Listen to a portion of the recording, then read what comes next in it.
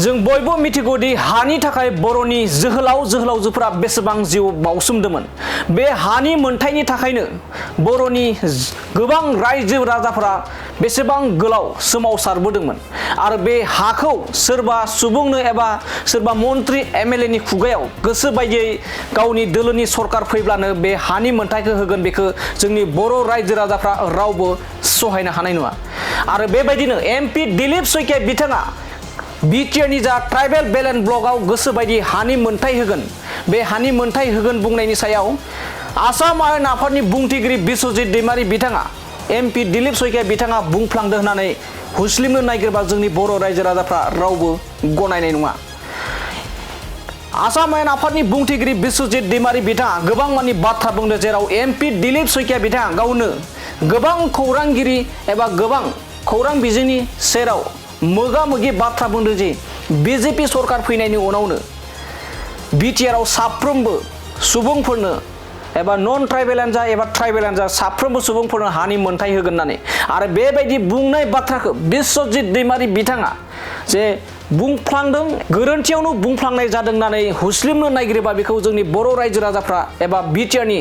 थागिबिफ्रा मालाब्लाबो गनायनाय नङा। थारैनो बे समाव मख'नांगोन दि जोंनि माखासे बर' राजखान्थिनि दैदेनगिरिफ्रा गावनि गादिनि थाखाय, गावनि मासिनि थाखाय,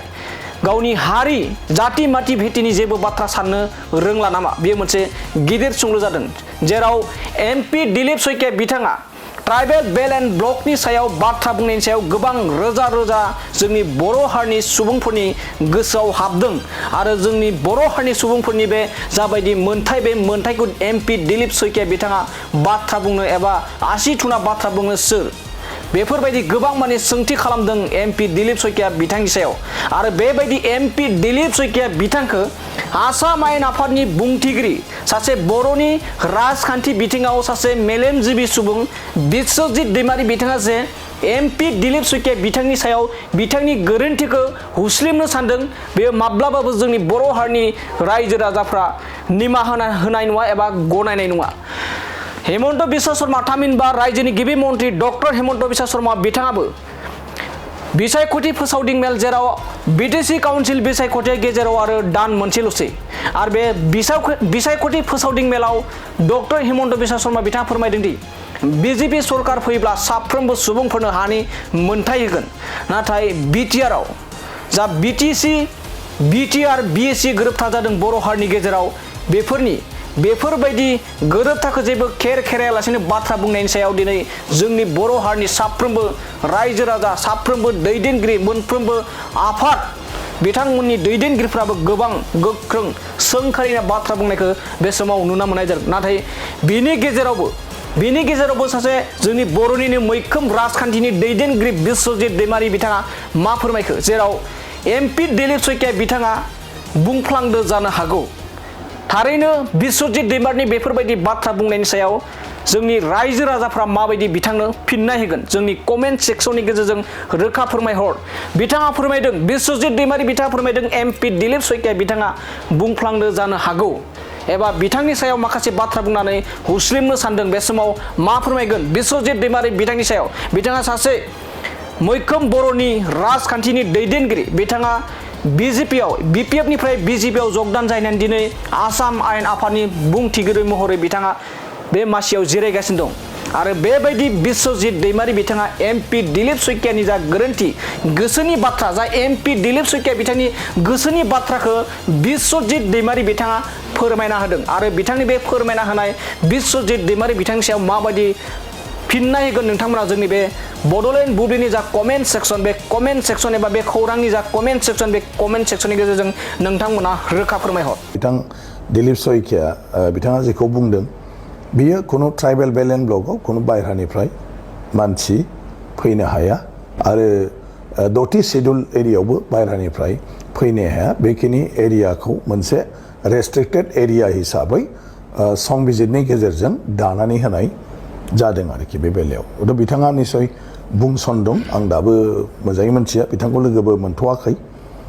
बिथांखौ आंबो खबर हरदों इनडाइरेक्टलि जे बेयाव बिथांनि जिथु बुंनाय, बे बुंनाया एसे माने माबा जादों, मा होनो, मानसिफोरखौ माने गोनो गोथोआव खोख्लैदों। नङा बेवहायथ' बिथाङा जि बुंदों बे बाथ्राया बेथ' जेन'बा आथिखालनि आयेन मथे जाया आरो बे बेलायाव बिथाङा माखौ साननानै बुंखो आं सानो बबावबा एसे बिथांनि जिथु कनसेप्सन बे मायावबा बिथाङा बोरैबा बुंफ्लांदों ना मोनसेयाव बुंदों जायखिजाया बेखौथ' आं बुंनो हाला अदेबानि 6 सिडुल एरियायाव बायह्रानिफ्राय रावबो माने हा हु बेबायदि बायफैनानै जुगामि बेवहाय बिनि थागिबि जानो हाया बे दानि माने जिथु संबिजिदारि माने बाथ्रा आरो माने बे बेलायाव दा मोनसे बाथ्रा सोलिबाय थानाया जाहैबाय BTC आव हा हुखौ लानानै बेवहाय मोननै आयेन पेरेलेलि सोलिदों ट्राइबेल बेलेन्ड ब्लक आरो मोनसेया जाहैबाय BTC हिसाबै गोदानै ट्राइबेलफोरनि थाखाय मोनसे हानि मोनथाय जेराव सासेबो ट्राइबेल मानसिनि हाखौ गुबुन ट्राइबेल नङै मानसिनो ट्रेन्सफार होनो हाया माने रावनोबो होनो हाया माने फाननो हाया बा बायनो मोना होननानै जों जेखौ बुंबाय थायो आरोखि मोनसेया जाहैबाय जेनेरेलफ्रा जायफ्रा ट्राइबेल नङा बिसोर गावसिनि गेजेराव हाखौ फाननो आरो बायनो हायो बेवहाय जेबो गैया आरो मोनसेया जाहैबाय ट्राइबेल बेलेन्ड ब्लकआव बेवहाय ट्राइबेल बेलेन्ड ब्लकनि बायह्रानि माने ट्राइबेल नङै सुबुंफ्रा ट्राइबेल बेलेन्ड ब्लकनि सिंनि हाखौ बायनो हाया बे BTC सिङाव दा बे मोननैबो आयेना जानानै दं दा बेफोरखौ मावनो थांनायाव गोबां खेलि मेलि बायदिसिना जागासिनो दं जिहेतु गोदान BTC खुंथाया आरोखि बेखौ लानाय बेफोरखौ लानानै बे बाथ्राफ्रा बारे बारे सिखारलायबाय थानायाव बायदिसिना बाथ्रा बिदिनो बुंलायबाय थानाय जादों जे BTCनि नोगोरारि हिसाबै 2003 मायथाइयाव गोरोबथा बायदियै 2003 मायथाइयाव जायफ्रा दं मायथाइसिम बे मानसिफ्रा BTCनि नोगोरारि आरो नोगोरारि हिसाबै बिस्रा बयहाबो हा हुनि मोनथाय दङ दा बेफोरखौ लानानै खोथाफ्रा सोलिलायबाय थादों आरोखि दा बिथां दिलीप सयकिया बिथाङा जेखौ बुंदों बियो खुनु ट्राइबेल बेलेन्ड ब्लकआव खुनु बायह्रानिफ्राय मानसि फैनो हाया आरो 6थि सिडुल एरियायावबो बायह्रानिफ्राय फैनो हाया बेखिनि एरियाखौ मोनसे रेस्ट्रिक्टेड एरिया हिसाबै संबिजिरनि गेजेरजों दानानै होनाय जादों आरोखि बे बेलायाव दा बिथाङा निसय बुंसनदों आं दाबो मोजाङै मिथिया बिथांखौ लोगोबो मोनथ'वाखै बिथांखौ आंबो खबर हरदों इनडाइरेक्टलि जे बेयाव बिथांनि जिथु बुंनाय बे बुंनाया एसे माने माबा जादों मा होनो मानसिफोरखौ माने गोनो गोथोआव खोख्लैदों